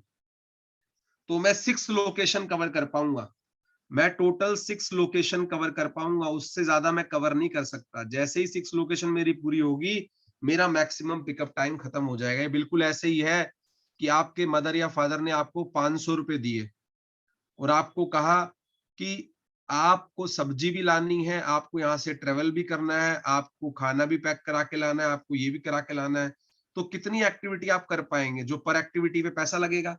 तो ऐसे ही ईच स्टेप पे मेरे 0.4 आवर खर्च हुए कूड़े के दोनों डब्बों को अनलोड करने में और एक जगह से दूसरी जगह जाने में। तो एक साइकिल का टाइम 0.4 आवर है, तो 2.4 आवर में ऐसी कितनी साइकिल्स कर पाओगे? मैं ऐसी 6 साइकिल कर पाऊंगा। राइट की रॉन्ग? था मजेदार क्वेश्चन, एकदम मजेदार था ना क्वेश्चन? कुछ क्वेश्चन है ही नहीं, ये कॉमन सेंस का डेली लाइफ का क्वेश्चन है। ये कॉमन सेंस का डेली लाइफ का क्वेश्चन है। मेरे एरिया में डेली एमसीडी की गाड़ी आती है जो घर घर से कूड़ा इकट्ठा करती है। उसी थॉट प्रोसेस को लेके ये क्वेश्चन बनाया गया है, ठीक है, कि वो ए ब्लॉक में आई तो इतना टाइम लग रहा है, बी ब्लॉक में आई इतना टाइम लग रहा है, सी में आई तो इतना टाइम लग रहा है, डी में आई तो इतना टाइम लग रहा है। तो कितना टाइम टोटल उसको चाहिए एक दिन का पूरा साइकिल कंप्लीट करने? क्लियर है कि नहीं? जल्दी बताओ फटाफट। क्लियर है ये क्वेश्चन सबको? भूलोगे तो नहीं? भूलना मत, ऐसा क्वेश्चन दोबारा भी आ सकता है, कुछ और पूछ लेगा इस बार ये पूछ लेगा टाइम निकाल दो, ठीक है ना? टाइम निकाल दो या नंबर ऑफ बॉक्सेस निकाल दो, ठीक है। हाँ, इजी है, अब तो इजी लगेगा ही। ठीक है, चलो। वैसे बहुत से लोगों को समझ नहीं आया क्वेश्चन जब आया एग्जाम में, ठीक है, चलो। आगे चलते हैं। अब हम चल रहे हैं क्वेश्चन नंबर 53 पे, जो कि बड़ा इजी क्वेश्चन है और 11-12 से बिलोंग करता है। जेई में कई बार ये क्वेश्चन आ चुका है, जेई के एग्जाम में, जेई मेंस के एग्जाम में कई बार ये क्वेश्चन आ चुका है। क्वेश्चन नंबर 53, क्वेश्चन नंबर 53, ठीक है, देखो फटाफट, इजी क्वेश्चन है 53, रब कर रहा हूं भाई मैं। अब मैं जा रहा हूं क्वेश्चन नंबर 53 के ऊपर, फटाफट पढ़ेंगे, फटाफट आगे चलेंगे। अभी भी 2 क्वेश्चन और बाकी है, 53, 54, 55, ठीक है। 53 क्वेश्चन को देखें, लेकिन आज वो दिन है जब ये पूरा होगा, और जिन्होंने सारे सेशन अटेंड किए हैं और सारी क्लास में वो बैठे हैं, मैं मान नहीं सकता कि उनको एक क्वेश्चन भी छूट जाए कोई, ठीक है। वो कितने लोग हैं ऐसे, वो तो आपको पता होगा, ठीक है, वरना records are there, you can have a glimpse of that, ठीक है। अब देखो भैया यहाँ पे क्या कहता है क्वेश्चन नंबर 53 में, फटाफट देखो, ठीक है। क्वेश्चन नंबर 53 बहुत ही इजी है। आपसे देखो क्या बोलता है, आपसे बोलता है the molar concentration in moles per litre. Moles per litre क्या होता है, मोलैरिटी। मोल्स पर लीटर क्या होता है, मोलैरिटी। ये तो पता होगा सबको या नहीं पता है, number of moles of solute और volume of solution in litre, ये पता है कि नहीं पता है सबको, जल्दी बताओ। अरे भाई यस या रॉन्ग बोलो, राइट या रॉन्ग बोलो। मोलैरिटी का फार्मूला सबको पता है ना। चलो अब आगे देखो क्या कह रहा है कि इसमें कुछ आयनिक स्पीशीज है। The molar concentration of some ionic species in a water sample were estimated as follows. ये इनकी मोलर कंसंट्रेशन है। Sodium plus 0.25 molar, calcium plus 0.12 molar, chloride 0.32 molar, bicarbonate 0.05 molar. कहता है कि आयनिक स्ट्रेंथ निकालो, आयनिक स्ट्रेंथ निकालो इस वाटर सैंपल की। कोई बात नहीं है बड़ी, आयनिक स्ट्रेंथ निकालने में क्या है। तो भैया अब चलते हैं हम अपने व्हाइट बोर्ड पे, फटाफट वहां इसका कार्यक्रम कर देंगे। आयनिक स्ट्रेंथ निकालने में क्या है, तो पहले सभी देवी और सज्जन ये लिख लें, आयनिक स्ट्रेंथ निकालने का एक फार्मूला होता है सिंपल सा। वो कहता है आयनिक स्ट्रेंथ, कौन सा क्वेश्चन है, क्वेश्चन नंबर 53, कहता है ionic strength is equal to half of summation of Ci into ZI²। अब ये Ci क्या है भाई, Ci तो आपकी कॉन्सेंट्रेशन है। Ci क्या है, concentration in moles per litre, concentration in moles per litre और मोलारिटी, ठीक है। Ci तो ये है concentration in moles per litre और मोलारिटी। और आपका Zi क्या है भाई, Zi आपका होता है guys charge on the species, charge on species और आयन। समझ में आ रही है ये बात, पहले बताओ ये फार्मूला समझ में आया कि नहीं आया, जल्दी बताओ, फार्मूला क्लियर है कि नहीं है। Ionic strength is half of summation of CiZi², where Ci is the concentration in moles per liter of molarity and Zi is the charge। बस फिर क्या करना है दोस्तों, फिर तो कुछ रह ही नहीं गया है, फिर तो कुछ रह ही नहीं गया है। देखो कैसे इजीली इसको अब हम कर लेंगे। यहाँ पे कौन कौन से आयन आपको दिए हुए हैं, देखो आपको यहाँ पे दिया हुआ है सोडियम आयन, पहले ये देख लो, समझ में आना जरूरी है। इसकी कॉन्सेंट्रेशन कितनी है, 0.25। इसके ऊपर चार्ज कितना है भाई, सोडियम के ऊपर +1। ये समझ में आया कि नहीं आया, कंसेंट्रेशन इतनी है, चार्ज कितना है, +1। अच्छा, ऐसे ही आपको क्या दिया हुआ है साथ में, कैल्शियम 2+, कैल्शियम 2+, इसकी कॉन्सेंट्रेशन कितनी है, 0.12। इस पे चार्ज कितना है भाई, चार्ज इस पे 2 है। समझ में आया कि नहीं आया, जल्दी बताओ। तीसरा आपको दिया हुआ है जी क्लोराइड माइनस, क्लोराइड माइनस की कंसेंट्रेशन कितनी है, 0.32। और इस पे चार्ज कितना दिया हुआ है, इस पे चार्ज दिया हुआ है जी आपका -1, ठीक है। चौथा आपका आ जाएगा कौन, चौथा आपका आ गया बाइकार्बोनेट, बाइकार्बोनेट, बाइकार्बोनेट की कंसेंट्रेशन कितनी दी हुई है भाई, 0.05 मोलर। और इस पे चार्ज कितना है, Z-1। समझ में आया कि नहीं, इतना पहले बताओ, ये क्लियर है, ये क्लियर है कि नहीं है मित्रों, जल्दी बताओ, जल्दी बताओ और इनाम ले जाओ, जल्दी बताओ और इनाम ले जाओ। देखो अब कैसे करेंगे, अब कैसे करेंगे, अब कैसे करेंगे। जब मैंने लगाया formula summation is equal to this much, तो बिस सिंपल हो गया ना। इसके लिए क्या हो जाएगा, इसके लिए क्या हो जाएगा, इसके लिए क्या हो जाएगा, हाफ आ गया आपका बाहर समेशन में, अंडर रूट ऑफ कंसंट्रेशन किसकी, सोडियम की, इनटू सोडियम का चार्ज का स्क्वायर प्लस 1 का स्क्वायर, प्लस कंसंट्रेशन किसकी, कैल्शियम की, इनटू कैल्शियम का चार्ज का स्क्वायर, प्लस कंसंट्रेशन किसकी, क्लोराइड की, इनटू -1 का स्क्वायर, प्लस कंसंट्रेशन किसकी, बाइकार्बोनेट की, इनटू -1 का स्क्वायर। तो बस सॉल्व कर लीजिए। हाफ, इसकी कॉन्सेंट्रेशन कितनी है सोडियम की, 0.25 इंटू 1 का स्क्वायर 1, प्लस कैल्शियम की कितनी है 0.12 इंटू 2 का स्क्वायर 4, प्लस क्लोराइड की कितनी है 0.32 इंटू -1 का स्क्वायर 1, प्लस कार्बोनेट की कितनी है 0.05 इंटू 1 का स्क्वायर 1। इन सबको आप ऐड कर दीजिए। जब आप इन सबको ऐड करेंगे, जब आप इन सबको ऐड करेंगे तो आपका ये निकल के आएगा, देखो ध्यान से, हाफ, हाफ तो ऐसा सच रहेगा हाफ, इसको सॉल्व करेंगे तो आपका आएगा 0.25, करके देख लीजिएगा घर पे, प्लस नेक्स्ट स्टेप को सॉल्व करेंगे आएगा 0.48, नेक्स्ट को सॉल्व करेंगे आएगा 0.32, करके देख लीजिएगा, नेक्स्ट को सॉल्व करेंगे 0.05। जब सारों को सॉल्व करके ऐड करेंगे तो आपका आएगा 1.1/2 और आपकी आयनिक कंसेंट्रेशन या आयनिक स्ट्रेंथ आ जाएगी 0.55। तो गाइस आंसर आ गया, ionic strength, ionic strength is equal to 0.55। ये 12th क्लास का क्वेश्चन है, जेईई एडवांस में कई बार आ चुका है। क्लियर है कि नहीं है? तो करेक्ट आंसर आ गया 0.55। क्लियर है? क्लियर है कि नहीं है, जल्दी बताओ, क्लियर है कि नहीं है? कंसेप्ट क्लियर रहेगा हमेशा, ये ध्यान रखना। मेरा जो प्रिंसिपल है बेसिक वो यही है, कॉन्सेप्ट ऑफ क्लियरिटी में बिलीव करता हूं। ठीक है, तो ये +1 +2 का क्वेश्चन है, इसमें कुछ है नहीं। इतना क्लियर है कि नहीं है, जल्दी बताओ, जल्दी बताओ, इतना क्लियर है कि नहीं है? चलो भैया, सबको क्लियर है, आई होप किसी को नो डाउट।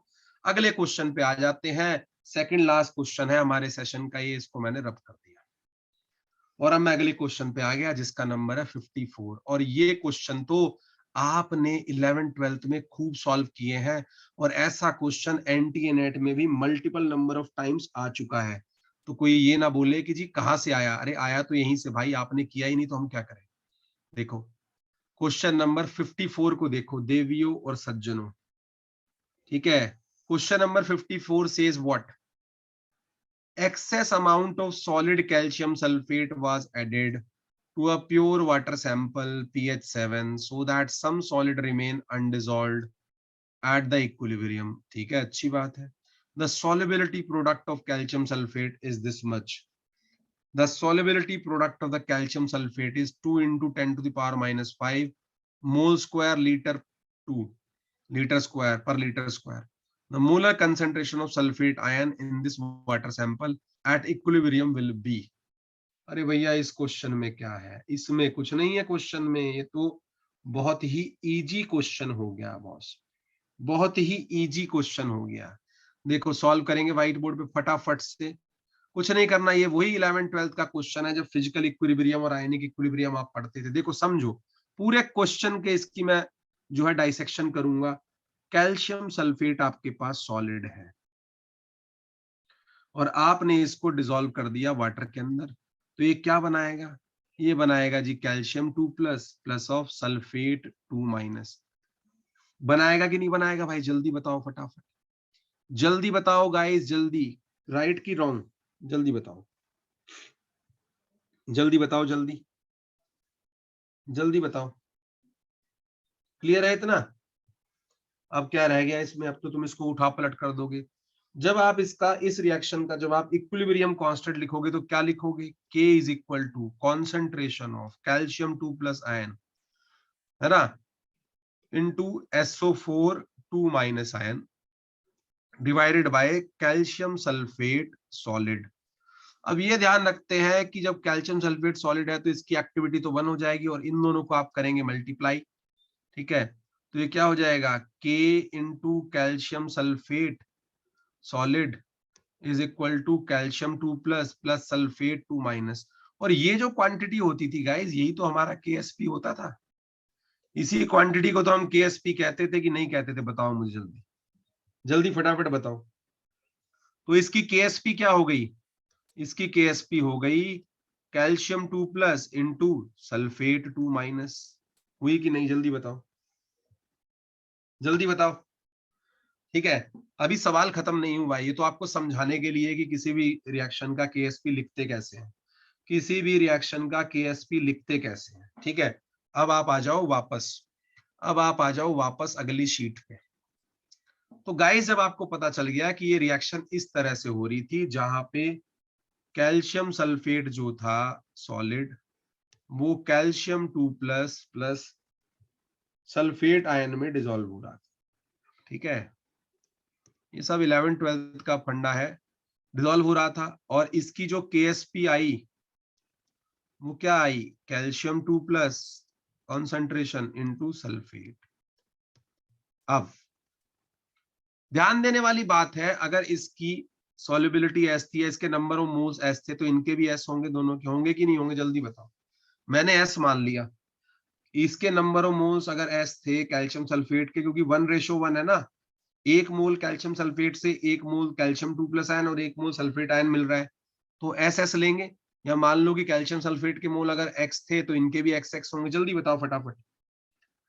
तो मान लो कैल्शियम सल्फेट की सॉल्युबिलिटी अगर एस है, तो इसकी भी क्या होगी? एस और एस।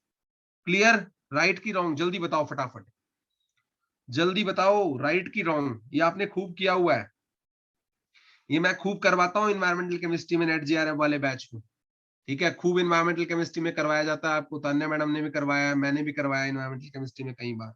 अब देखो, जब ये एस एस है, तो मैं ये नहीं लिख सकता क्या? KSP is equal to S into S, क्योंकि सल्फेट की कॉन्सेंट्रेशन भी एस है और कैल्शियम की। तो KSP क्या आ गया? एस स्क्वायर आ गया कि नहीं आ गया? जल्दी बताओ पहले फटाफट, जल्दी बताओ, एस स्क्वायर आ गया कि नहीं आ गया? अरे बता दो भाई, यहां तक क्लियर है कि नहीं है? जल्दी बता दो फटाफट। ठीक है, अब देखो, KSP की वैल्यू तो आपको दी हुई है, KSP की वैल्यू आपको दे रहा है एग्जामिनर। KSP की वैल्यू कितनी दे रहा है? KSP की वैल्यू आपको दे रहा है 2 इंटू 10⁻⁻5 और आपसे पूछ रहा है सॉल्युबिलिटी निकालो, एस निकालो। तो मेरे को क्या करना है भाई? मैं तो ये कर दूंगा कि KSP तो एस स्क्वायर के इक्वल है, तो इसको क्या रख लेंगे? S square is equal to 2 into 10⁻⁻5 और एस क्या आ जाएगा? Under root of 2 into 10⁻⁻5। ठीक है, अंडर रूट ऑफ 2 इंटू 10⁻⁻5 आ जाएगा कि नहीं आ जाएगा? जल्दी बताओ। जब आप इसको सॉल्व करेंगे, जब आप इसको सॉल्व करेंगे, तो ये निकल के आएगा 0.44 इंटू 10⁻⁻2। ठीक है, इतना आएगा। तो यहां से क्या निकल के आ गया कि सॉल्युबिलिटी मेरी आई है इतनी, 0.0044। ठीक है, और सॉल्युबिलिटी तो क्या थी? Concentration of sulphate ion. तो क्या आपका आंसर नहीं आ गया? उसमें सल्फेट आयन की कंसंट्रेशन ही तो पूछी है। अगर कैल्शियम की पूछता तो भी इतनी आती, क्योंकि दोनों का 1 मोल ही है। तो करेक्ट आंसर आ गया मेरा, जो concentration of molar concentration of SO4 2 minus है, वो 0.004 है। Molar concentration of sulphate ion is this much. Is this question clear to one and all? किसी को कोई डाउट तो नहीं है? अगर डाउट है तो शाउट कर दो भाई, डाउट है तो शाउट कर दो, जल्दी बताओ।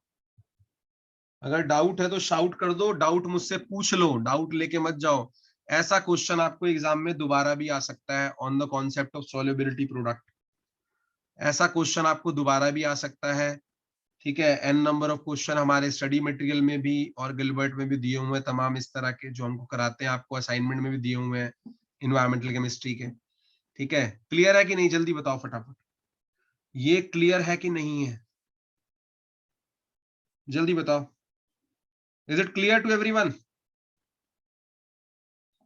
चलो फिर इस क्लास का आखिरी सवाल और 2021 का भी आखिरी सवाल देखते हैं पेपर का, ठीक है, जो कि सबसे अच्छा क्वेश्चन मुझे लगा इस बार के पेपर में, गेट में 2021 का, ठीक है। और बहुत ही अच्छा क्वेश्चन है, अंडरस्टैंडिंग बेस्ड क्वेश्चन है, पर बड़ा सिंपल है, मतलब कुछ भी टफ नहीं है उस क्वेश्चन में।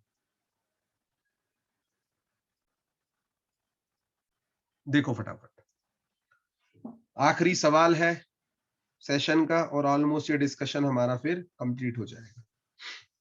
और उसके बाद आपको पीडीएफ आप पे है ही, या इसको भी आप देख के बना सकते हैं फॉर द एग्जाम टाइम भी, ठीक है। पीडीएफ भी मैं भेज दूंगा आप लोगों को, आ गई है हमारे पास। देखो फटाफट, पहले क्वेश्चन को पढ़ लेते हैं भाई, आखिरी सवाल है, इसको डिटेल में सॉल्व करेंगे, 5 से 7 मिनट का टाइम लगेगा इसको सॉल्व करने में। देखो, तो ये जो क्वेश्चन नंबर 55 है, क्या कहता है आपको, बड़ा आसान क्वेश्चन है, बड़ा अच्छा क्वेश्चन। वेस्ट वाटर ट्रीटमेंट में काफी क्वेश्चन दिखे हैं इसमें।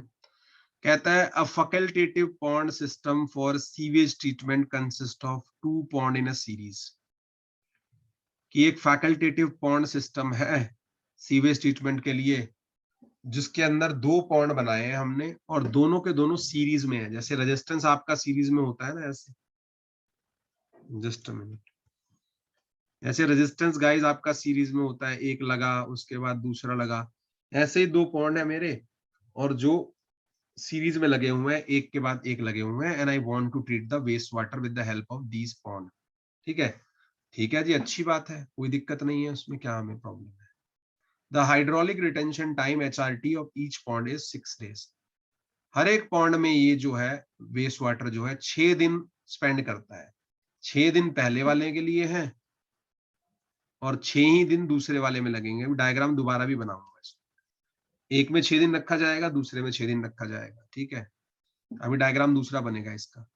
फिर आगे क्या कहता है, कहता है the total BOD 5 days reduction through the entire pond system is 90%। कहने का मतलब ये है कि दोनों के दोनों जो ये ट्रीट कर रहे हैं, पहले में आप डालेंगे और फिर दूसरे में डालेंगे, तो अगर आप 100% BOD लेके चल रहे थे, तो दोनों ट्रीटमेंट के बाद खाली कितनी बचेगी, 10%। इतना समझ में आया कि नहीं आया है, कि दोनों जो फैकल्टेटिव पॉन्ड है उनसे पास होने के बाद सिर्फ BOD 10% रह जाएगी। ठीक है, क्लियर है कि नहीं है, जल्दी बताओ फटाफट, यहां तक क्लियर है कि नहीं है। क्वेश्चन को समझना बड़ा जरूरी है गेट के एग्जाम में, जब तक समझ में नहीं आएगा तब तक नहीं होगा। ठीक है, ये हो गया। अब देखो आगे कहता है, आगे क्या कहता है, if the pond are considered to be completely mix, कि पॉन्ड जो है इनके अंदर वेस्ट वाटर कंप्लीटली मिक्स हो रहा है, पहले पॉन्ड में भी दूसरे पॉन्ड में भी, then the rate constant describing a BOD 5 removal is.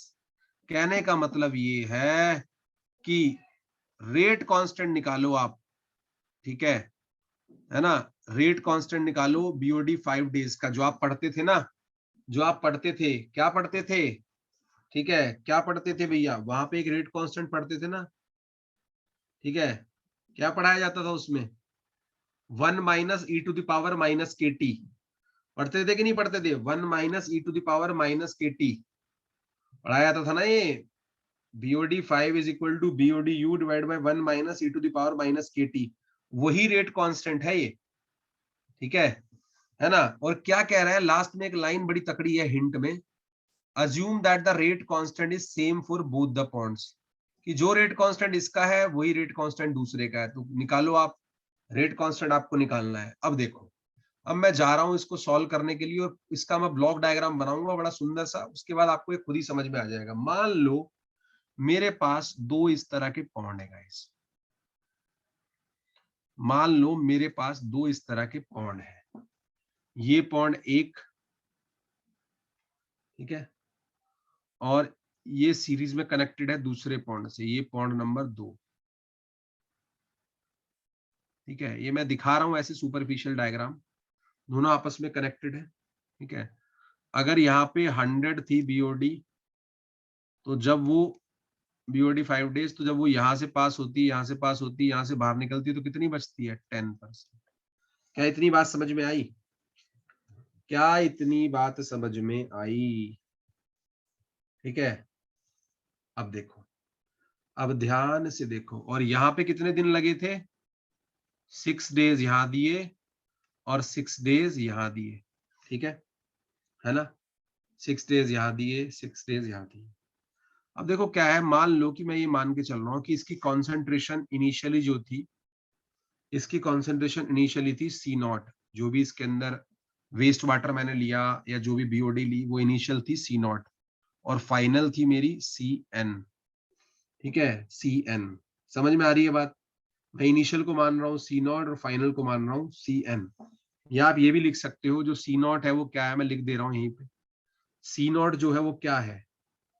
Influential BOD 5 concentration, influential की BOD 5 कंसेंट्रेशन है। BOD किसमें होती है? मिलीग्राम पर लीटर में। और जो CN है वो क्या है भाई? CN क्या है? ठीक है, जो बाहर निकल रहा है, एफ्लुएंट, बाहर निकल रहा है जो effluent BOD 5 days concentration in mg per litre. क्या समझ में आई ये बात? फाइनली जो बाहर आएगा उसकी है कंसेंट्रेशन। समझ में आई कि नहीं आई? पहले ये बात ही बताओ जल्दी मुझे, कि जो अंदर जा रहा है C0 उसकी है इनिशियल वाले की, और जो बाहर आ रहा है CN उसकी है एफ्लुएंट की। अब कहता है K मेरा क्या है भाई? K क्या होता था? K होता था first order reaction rate constant.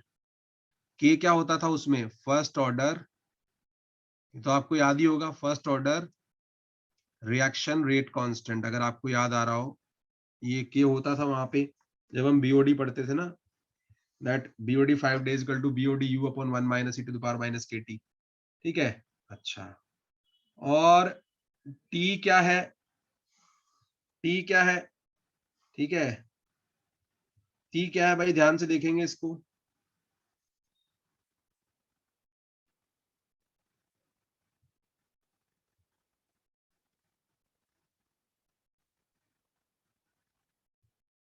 देखो अब इसमें क्या है? T, total hydraulic residence time in pond system, total hydraulic residence time in pond system. यहाँ पे एक टर्म आएगी T क्या है? Total hydraulic residence time in pond system. अब एक बात बताओ, टोटल टाइम कितना होगा? पहले वाले में 6 दिन, दूसरे वाले में 6 दिन, तो टोटल टाइम कितना होगा भाई? पहले वाले में 6 दिन, दूसरे वाले में 6 दिन, तो टोटल टाइम कितना होगा? टोटल टाइम कितना हो जाएगा? 6 दिन तो पहले वाले के और 6 दिन दूसरे वाले के, तो कितना हो गया? 12 डेज हुआ कि नहीं हुआ? जल्दी बताओ। ठीक है, बहुत बढ़िया, बहुत ही बढ़िया, ठीक है ना? हाँ, अब दूसरी बात, एक चीज और, यहाँ पे कितने पॉन्ड हमने लगाए? यहाँ पे एन एन एन एक टर्म आएगी, एन। एन क्या होता है मैं वही बता देता हूँ आपको अभी जब मैं फार्मूले पे आऊंगा। यहाँ पे एक टर्म आएगी एन। एन क्या है? टोटल नंबर ऑफ सेल या total number of pond in the series, total number of pond in series. कितने हैं भाई यहाँ पे टोटल नंबर ऑफ पॉन्ड? कितने हैं? एक ये और एक ये। कितने टोटल नंबर ऑफ पॉन्ड है सीरीज में? अरे जल्दी बताओ। दो। बहुत ही बढ़िया, बहुत ही बढ़िया। तो अगर आपको इतनी चीजें समझ में आ गई है, तो अब हम अगले पेज पे मूव कर रहे हैं, and we are trying to apply one relation which is there. तो हमारे पास रिलेशनशिप क्या होती है? ध्यान से देखो। Yes yes, HRT is first order reaction वाला। यस, ठीक है, हाँ वही है टी, वही है टी, वही है टी, हाइड्रोलिक रिटेंशन टाइम। बिल्कुल सही बात है। देखो अब यहाँ पे क्या करेंगे? हाँ, एक रिलेशनशिप अप्लाई करेंगे। क्या करेंगे? That final concentration which is CN is equal to initial concentration divided by 1 plus, ये फार्मूला इसी के लिए है, 1 plus KT by N, bracket close, big bracket raise to the power N। तो ये बिल्कुल ऐसे ही है कि final BOD is equal to initial BOD divide by 1 plus, वहां पे क्या कहते थे? E to the power minus KT, लेकिन यहाँ पे e to the power minus K T नहीं है, यहाँ पे है 1 plus K T by N, पूरा bracket close, raise to the power N. क्या ये फार्मूला क्लियर है? क्या ये फार्मूला क्लियर है? क्या ये फार्मूला क्लियर है? जल्दी बताओ। अब देखो, आप ही ने पढ़ा कि जो सी एन था मेरा वो कितना था, 10%, और सी जीरो कितना था, 100, ठीक है, परसेंट। वैल्यूज डालनी चालू करो, वैल्यूज डालनी चालू करो। सी एन कितना था, 10%। 100 से 100 कैंसिल हो जाएगा दोनों साइड, इसीलिए मैं परसेंट के बजाय 10 ही रख रहा हूं, ठीक है ना। और सी जीरो कितना था, सी जीरो कितना था, 100। सी जीरो कितना था, 100। सी जीरो कितना था, 100 डिवाइडेड बाय 1 प्लस ब्रैकेट बंद, के तो हमें निकालना है, के तो हमें निकालना है। टी कितना था भाई, टाइम पीरियड कितना था, टाइम पीरियड कितना था, टाइम पीरियड 12 डेज था। नंबर ऑफ सेल्स कितने थे, एन, वो 2 थे। और इस पूरे को भी बाहर ब्रैकेट बंद करके 2 नंबर ऑफ सेल्स थे, तो इसका स्क्वायर आ जाएगा। इतना क्लियर है कि नहीं, जल्दी बताओ फटाफट। इतना क्लियर है कि नहीं है, जल्दी बताओ भाई, ऐसे नहीं काम चलेगा। अरे इतना क्लियर है कि नहीं है, ठीक है। तो फाइनली हम इसको अगले पेज पे सॉल्व करते हैं। पहले थोड़ा सा यहाँ पे सिंप्लीफाई कर लेते हैं। ये कितना आ जाएगा, इस 10 को नीचे ले आऊंगा तो ये आ जाएगा 0.1 is equal to 1 by under bracket 1 plus bracket में 6, 12 डिवाइड बाय 2 कितना आ जाएगा, 6k ब्रैकेट क्लोज का स्क्वायर। यहां तक क्लियर है कि नहीं, जल्दी बताओ, जल्दी बताओ, यहां तक क्लियर है कि नहीं है, जल्दी बताओ भाई, ये क्लियर है यहां तक कि नहीं है? Is it clear? Anyone having any doubt till this step? ये स्टेप तक किसी को डाउट है? अब बस कुछ नहीं करना, आपने इसको सॉल्व करना है बंधुओं। 0.1 is equal to 1 by 1 plus 6k का होल स्क्वायर, 1 प्लस 6k का होल स्क्वायर। तो इसको इधर ले जाओ, इसको इधर ले आओ, तो इसको फिर से 10 कर लो, तो ये क्या आ जाएगा, 1 प्लस 6k का whole square is equal to 10, ठीक है, इज इक्वल टू 10, ठीक है। और दोनों का आप अंडर रूट ले लेंगे both the side, taking root both the side, taking root both the side. तो ये क्या आ जाएगा, 1 plus 6k is equal to 10 का अंडर रूट अगर आपको याद हो तो 3.16 होता है। क्या यहां तक क्लियर है सबको? क्या यहां तक सबको क्लियर है? जल्दी बताओ फटाफट, क्विकली। आखिरी मौका है और आखिरी तकलीफ है बस, ठीक है, आखिरी सवाल है और आखिरी स्टेप है। क्लियर है? ये सबको समझ में आ रहा है? अंडर रूट ऑफ 10 3.16 होता है भाई, 3 3 9, ठीक है, इतना ही आएगा। तो यहां से क्या करूंगा, 6k कितना आ गया मेरा, 6k आ गया 2.16, आ गया कि नहीं आ गया, क्लियर है कि नहीं है, जल्दी बताओ। 6k आ गया 2.16, क्लियर है कि नहीं है? ये आएगा कि नहीं आएगा? अरे भाई 1 माइनस करेंगे ना 3.16 में से तो 2.16 आएगा। क्लियर है कि नहीं है? Anyone having any doubt till here? Anyone having any doubt till here? कोई डाउट है क्या किसी को इसमें? जल्दी बताओ, जल्दी बताओ, क्या किसी को कोई डाउट है यहां तक? क्लियर? अब देखो भैया, अगर ये क्लियर है तो कुछ रह ही नहीं गया। 6k is equal to 2.16 and k is equal to 2.16 by 6।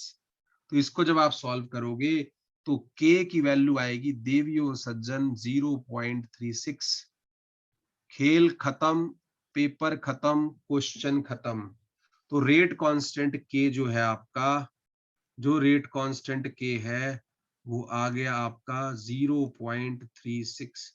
This is the answer for question number 55। Is it clear to everyone? अब बताओ मुझे, इस पूरे पेपर में मुझे कुछ ऐसा नहीं लगा कि फैकल्टी का इनपुट उतना नहीं है। इतना सबको आता है कि 60 नंबर प्लस मैं ला सकता हूँ आराम से इसमें, ठीक है। और ज्यादा भी आ सकते हैं अगर आप थोड़ा सा फोकस होके पढ़ें और नेगेटिव मार्किंग ना करें, नेगेटिव्स को अवॉइड करें। ये बेसिकली फार्मूला है किसके लिए, when n number of points are arrange in a series.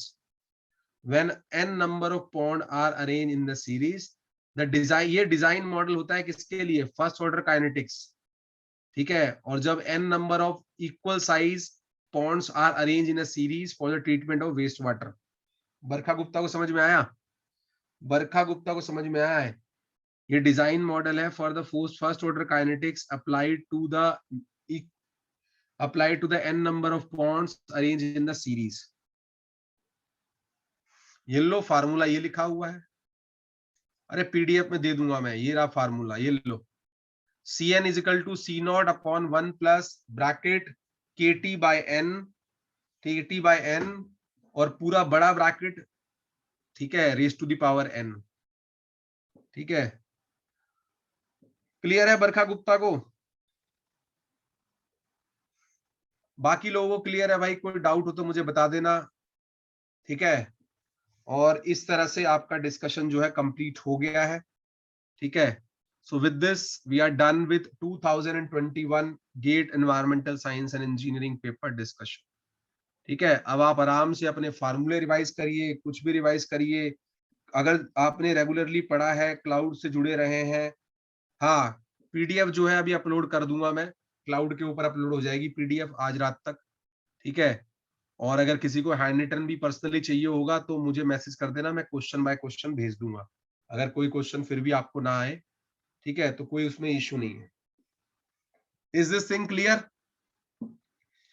तो टीम ने हमारी जितना भी काम किया है, चाहे वो अली सर है, श्रुति मैडम है, ठीक है, अंकिता मैडम है, ठीक है, अनीश सर है, तान्या मैडम है, प्रतीक सर है, ठीक है, सबने काम अप्रोप्रिएट किया है। लेकिन बात यह है, if you are not studying regularly then nobody can help you out, ठीक है।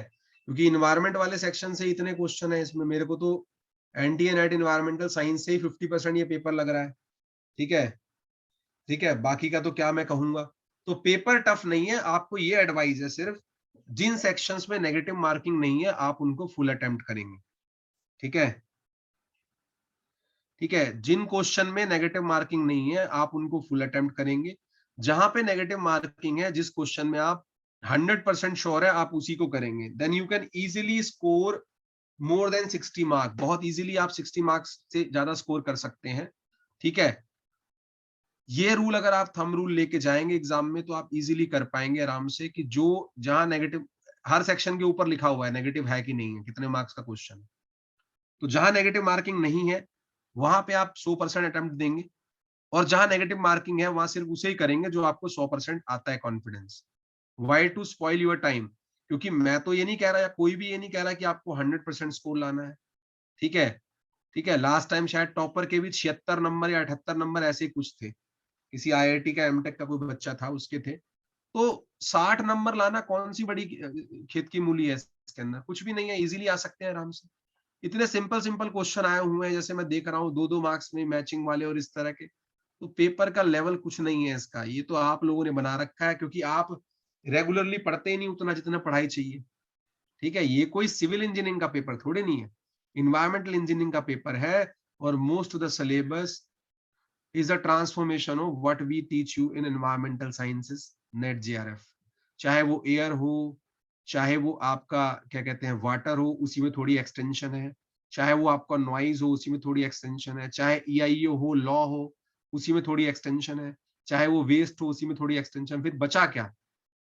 एक फ्लूइड मैकेनिक्स है, हाइड्रोलिक्स है, वो अली सर ने इतने अच्छे से आपको पढ़ाया ही है, बाकी सब टीचरों ने अपने कोरस्पॉन्डिंग सेक्शन लिए हैं। चाहे इन्वायरमेंटल माइक्रोबायोलॉजी हो, तान्या और अनीश ने भी एकदम पूरा एफर्ट दिया है उसमें। तो मेरे को नहीं लगता इस पेपर में ऐसा कुछ है। बस बात क्या है, नेगेटिव आपको कंट्रोल रखने हैं, ठीक है।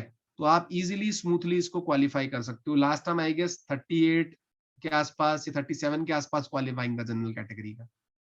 तो 60 मार्क्स में तो अच्छा खासा रैंक आएगा, 60 प्लस मार्क्स में। तो क्या ये सबको क्लियर है? क्या ये सबको क्लियर है? किसी को कोई डाउट है? हाँ बताओ। 37.4 था क्वालिफाइंग, 37.4 क्वालिफाइंग था, तो 60 मार्क्स में तो रैंक कहां पहुंच जाएगा? 60 मार्क्स में तो रैंक कहां पहुंच जाएगा 60 प्लस में, ठीक है। तो आपको बस थोड़ा सा कॉन्शियसली काम करना है, जो सेक्शन नेगेटिव मार्किंग के साथ है उनमें क्वेश्चंस आप समझ के करें, सिर्फ जो आपको आता है वही करें। जो नहीं आता है वो ना करें, और नॉन नेगेटिव वालों में आप सब कुछ अप्लाई करें।